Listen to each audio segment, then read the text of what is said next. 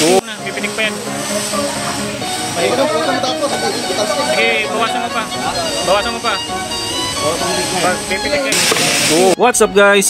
Today meron tayong pupuntahan na isang school ng mga motorcycle mechanic at plano ko kasi mag-aral tayo ng motorcycle mechanic para naman may idea tayo sa motor. Pagdating sa pagmumotor, hindi lang tayo ng drive. Meron tayong idea kung paano rin yung gawain pag mag-troubleshooting sa isang motor, lalo na sa wiring, makina at syempre sa mga panggilid niya. Marami kasing parts yung motor na hindi ko pa talaga alam. Kaya naman naganap ako ng school ng motorcycle mechanic kung saan tayo pwede makapag-study about sa motorcycle. Nag-check ako sa Facebook at sa YouTube at ito nga, nakita ko nga itong Xavier Technical Training Center Corporation. At nung nakita nga po natin, hindi na natin pinalagpas yung pagkakataon, nag-enroll na agad tayo. So at ito na po yung first day ng ating pag-aral dito sa pagmumotor. So medyo excited at medyo marami din kami, nasa 15 po kami guys, pero marami pang nag-enroll, may mga humahabol pa dyan. First day topic or lecture is front shock suspension at pagkatapos dito guys, isa-isahin yung mga parts niya, tinuturo ni sir yung mga parts. After niyan na maituro at ma-discuss lahat na part, mayroon palang actual. So kailangan mo dito na madumihan yung kamay. Hindi ka gusto na madumihan yung kamay mo, huwag ka na pumasok sa ganito. Pero tayo willing tayong matuto. Siyempre magagamit natin, ma-apply natin yun sa pang-araw-araw dahil driver din tayo, rider. Magagamit natin sa labas yan, sa mga kalsada at siyempre kailangan natin matuto dyan. At yung front shock suspension pala guys, hindi ito basta-basta. Ang dami palang parts nito na kailangan mo maintindihan kung ano yung tawag sa mga parts na yan. At yun, kung mahilig naman kayo sa welding, SMAW, mayroon din dito. At mayroon din dito ang auto mechanic guys. So yung auto mechanic, about naman yan sa sasakyan.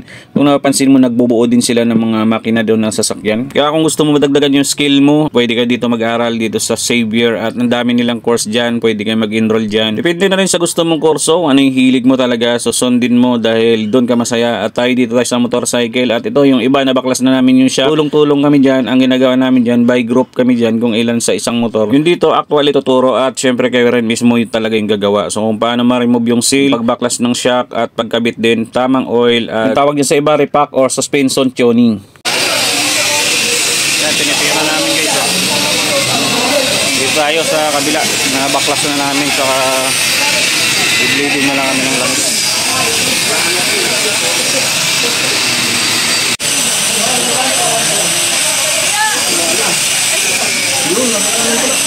May panikwat dito, hiramin nyo pag ano.